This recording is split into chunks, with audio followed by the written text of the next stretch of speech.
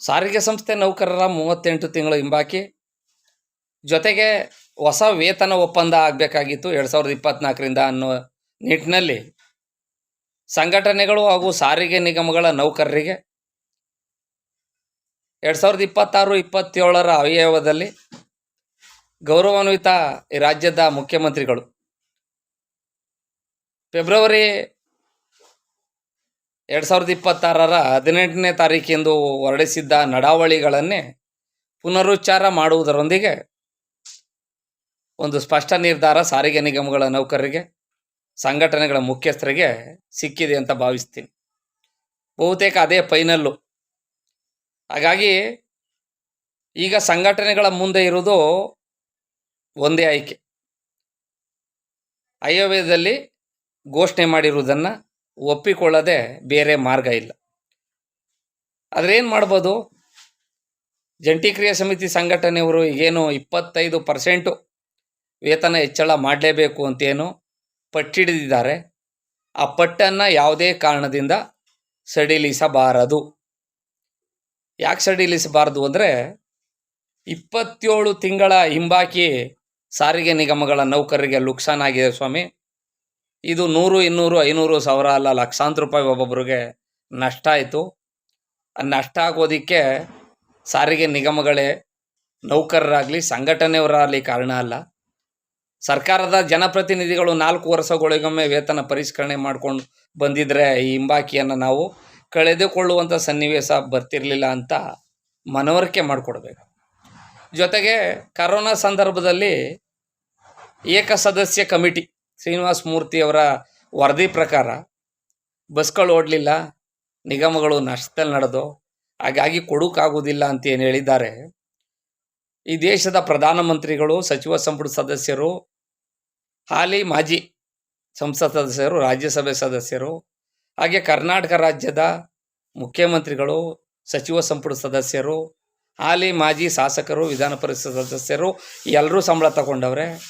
ಸರ್ಕಾರಿ ನೌಕರರೆಲ್ಲ 3 ಅಡಿಗೆ ಒಂದೊಂದು ಮನೆ ಬರೆದಿದ್ರು. ಸರ್ಕಾರದ ಇಲಾಖೆ ನಿಗಮಗಳು ಯಾವುದೇ ಆಗಲಿ, ಗ್ರಾಮ ಪಂಚಾಯತಿ, ಜಿಲ್ಲಾ ಪಂಚಾಯತಿ, ತಾಲೂಕ್ ಪಂಚಾಯತಿ, ನಾಡ ಕಚೇರಿ, ತಹಸೀಲ್ದಾರ್ ಕಚೇರಿ, ಕೃಷಿ ಇಲಾಖೆ, ರೇಷ್ಮೆ ಇಲಾಖೆ, ಎಲ್ಲೇ ಹೋಗಲಿ 3 ಅಡಿಗೆ ಒಂದೊಂದು ಪಟ್ಟೆ ಬರೆದಿದ್ರು. ಒಬ್ಬೊಬ್ಬರು ಗ್ಯಾಪಲ್ಲಿ ಬನ್ನಿ ಅಂತ. ಆ ಜನ ಹತ್ಕೂ ಹೋಗಲಿಲ್ಲ. ಬಂದಿರೋದು ದೊಡ್ಡ ರೋಗ, ತಪ್ಪಿಸ್ಕೋಕ್ಕಾಗೋದಿಲ್ಲ, ಹೋಗಿಬಿಟ್ರೆ ಏನು ಮಾಡೋದು ಅಂತ ಅವ್ರಿಗೆಲ್ಲ ಸಂಬಳ ತಗೊಂಡವ್ರು ಸ್ವಾಮಿ. ನಮಗೆ ಸಂಬಳ ಕೊಟ್ಟಿರೋದು ವಿದ್ಯಾರ್ಥಿ ರಿಯಾಯಿತಿ ದರದ ಪಾಸಿನ ಸರ್ಕಾರದ ಪಾಲನ್ನು ಕೊಟ್ಟಿದೆ ಅಷ್ಟೇ. ನಿಗಮಗಳ ನೌಕರರ ರಜೆಗಳನ್ನು ಕಡಿತಗೊಳಿಸ್ಕೊಂಡು ಅನ್ನೋದನ್ನು ಮನವರಿಕೆ ಮಾಡಿಕೊಟ್ಟಿದ್ದೀರಿ ಅಂತ ಭಾವಿಸ್ತೀನಿ. ಆದರೂ ರಾಜಕೀಯ ಪಕ್ಷಗಳ ಮುಖಂಡರು ಕೇಳೋ ಮನಸ್ಥಿತಿಲಿ ಇರುವುದಿಲ್ಲ. ಯಾಕೆಂದರೆ 2 ವರ್ಷ ನೋಡಿದ್ದೀನಿ ರಾಜಕೀಯ. ಕಳೆದ 21ರಲ್ಲಿ ವಜಾಗಿದ್ದಾಗ 2 ವರ್ಷ ರಾಜಕಾರಣ ಮಾಡಿದಾಗ ರಾಜಕೀಯ ಪಕ್ಷಗಳ ಯೋಗ್ಯತೆ ಏನು ಅಂದರೆ ಅಧಿಕಾರಕ್ಕೆ ಬರೋಕ್ಕೆ ಮೊದಲು ಒಂಥರ ಮಾತಾಡೋದು, ಬಂದಾದ್ಮೇಲೆ ಒಂಥರ ಮಾತನಾಡೋದು. ನಾವು ಹಂಗೆ ಹೇಳಿದ್ವಿ, ಹಿಂಗೆ ಹೇಳಿದ್ವಿ ಅಂತ. ಹಾಗಾಗಿ ದಯವಿಟ್ಟು ಈಗ ಉಳಿದಿರುವುದು ಒಂದೇ ದಾರಿ. ಹಿಂದೆಲ್ಲ ನಾನು ಹೇಳ್ತಾ ಇದ್ದೆ, ಒಂದಾಗ್ರಪ್ಪ.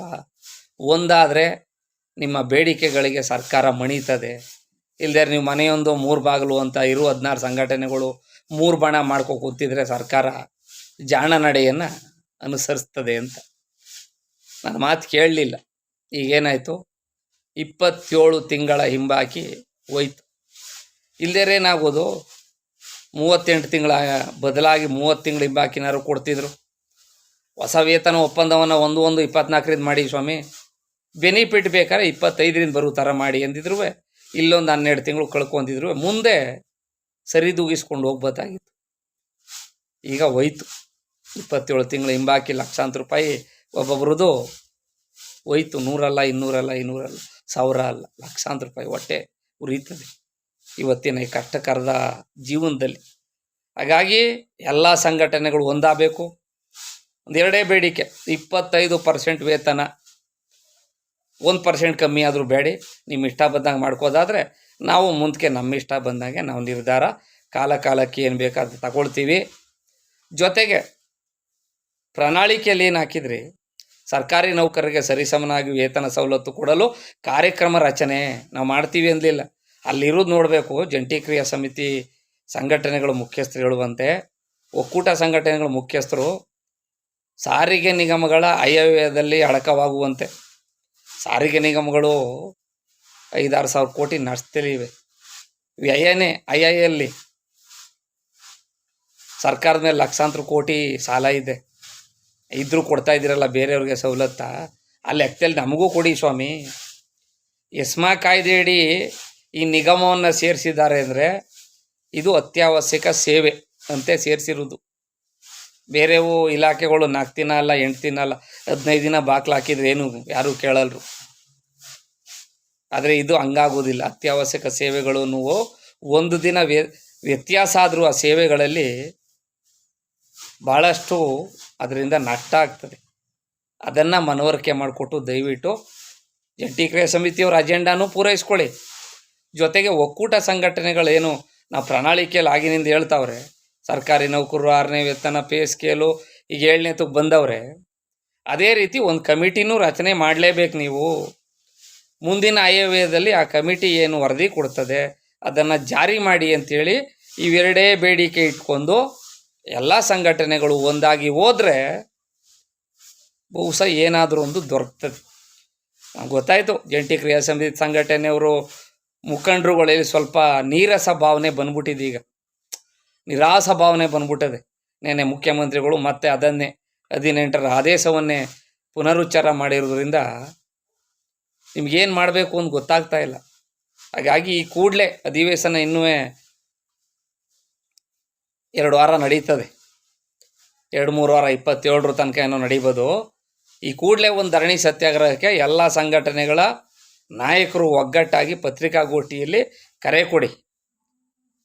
ಯಾವ ರೀತಿ ಜಂಟಿ ಕ್ರಿಯಾ ಸಮಿತಿ ಸಂಘಟನೆಯವರು ಧರಣಿ ಸತ್ಯಾಗ್ರಹ ಕರೆ ಕೊಟ್ಟದ ಹಿಂದಿನ ದಿನ ಆದೇಶ ಮಾಡ್ತಾವೆ ಸರ್ಕಾರ ಧರಣಿ ಸತ್ಯಾಗ್ರಹ, ಜೊತೆಗೆ ಅಲ್ಲೇ ಮುಷ್ಕರ ಮಾಡ್ತೀವಿ ಅನ್ನೋದಕ್ಕೆ ಭಯ ಬಿದ್ದು, ಅದೇ ರೀತಿ ಮತ್ತೊಂದು ಧರಣಿ ಸತ್ಯಾಗ್ರಹದ ಒಳಗೆ ನಿಮ್ಮನ್ನು ಕರೆದು ಸೌಹಾರ್ದಯುತ ಮಾತುಕತೆಯ ಮೂಲಕ ಒಂದೊಳ್ಳೆ ನಿರ್ಧಾರಕ್ಕೆ ಸರ್ಕಾರ ಬರಲಿ ಅಂತ ಹಾರೈಸ್ತಾ ನಾನು ನಿಮಗೆ ಮನವಿ ಮಾಡ್ತೇನೆ. ಕೆಲವೊಂದು ಜನ ಹೇಳುತ್ತಾರೆ ಇವನು ಬರೀ ಅಡ್ವೈಸ್ ಮಾಡೋದೇ ಆಯಿತು. ಮಧ್ಯದವನು ನಾ ಜಂಟಿ ಕ್ರಿಯಾ ಸಮಿತಿ ಸಂಘಟನೆಗಳ ಪರನೂ ಅಲ್ಲ, ಒಕ್ಕೂಟದ ಪರನೂ ಅಲ್ಲ, ಸಂಸ್ಥೆ ನೌಕರರಿಗೆ ಒಳ್ಳೆಯದಾಗಬೇಕು ಅನ್ನೋ ನಿಟ್ಟಿನಲ್ಲಿ ಮಧ್ಯದಲ್ಲಿರೋ ನಾನು. ಮತ್ತು ರಾಜೇಶ್ ಹೇಳ್ತಾರೆ ಬೇಲಿ ಮೇಲೆ ಕುಂತಿರೋರು ನೀವು ಅಂತ. ಯಾವ ಕಡೆಗೆ ಬೇಕು ಆ ಕಡೆಗೆ ಜಂಪ್ ಮಾಡೋಕೆ ಅಂತ. ಹೌದು, ಬೇಲಿ ಮೇಲೆ ಕುಂತಿರೋರೇ ನಾವು.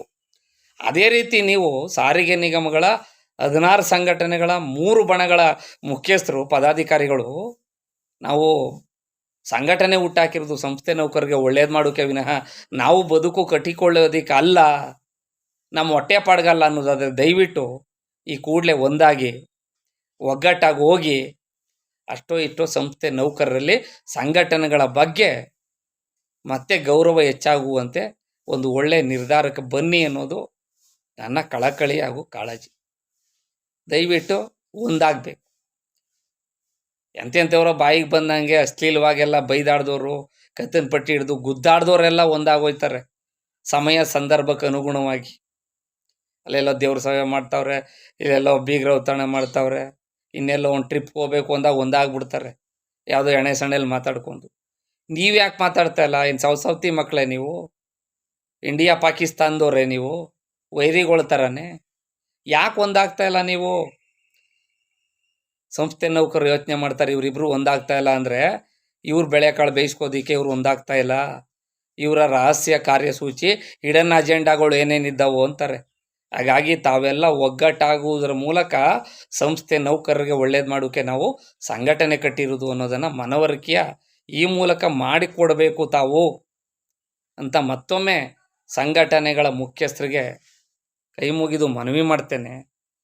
ಒಗ್ಗಟ್ಟಾಗದೇರೆ ಏನೂ ಆಗೋದಿಲ್ಲ. ನೀವು ಮತ್ತಿದೆ ಜಂಜಾಟ, ತೊಳಲಾಟ, ಒಯ್ದಾಟ ಇವು ಮುಂದಕ್ಕೆ ಒಯ್ತಾನೆ ಇರ್ತವೆ. ಸಾಕು ಇಲ್ಲಿ ಗಂಟ ಸಂಸ್ಥೆ ನೌಕರರು ನೊಂದು ಬೆಂದೋಗವ್ರೆ. ನಾನು ಹೇಳ್ದಂಗೆ ಅವತ್ತು ಜಂಟಿ ಕ್ರಿಯಾ ಸಮಿತಿ ಸಂಘಟನೆ ದಿನ ಜಂಟಿ ಕ್ರಿಯಾ ಸಮಿತಿಯವ್ರ ಜೊತೆಲಿ ಒಕ್ಕೂಡ್ತವರು ಭಾಗವಹಿಸಿದರೆ ಇಷ್ಟೊತ್ತಿಗೆ ಹಿಂಬಾಕಿ ಬಂದೇ ಬಿಟ್ಟಿರೋದು 26 ತಿಂಗಳದು. ಈಗಲೂ ಕಾಲ ಮಿಂಚಿಲ್ಲ. ದಯವಿಟ್ಟು ಒಗ್ಗಟ್ಟಾಗಿ.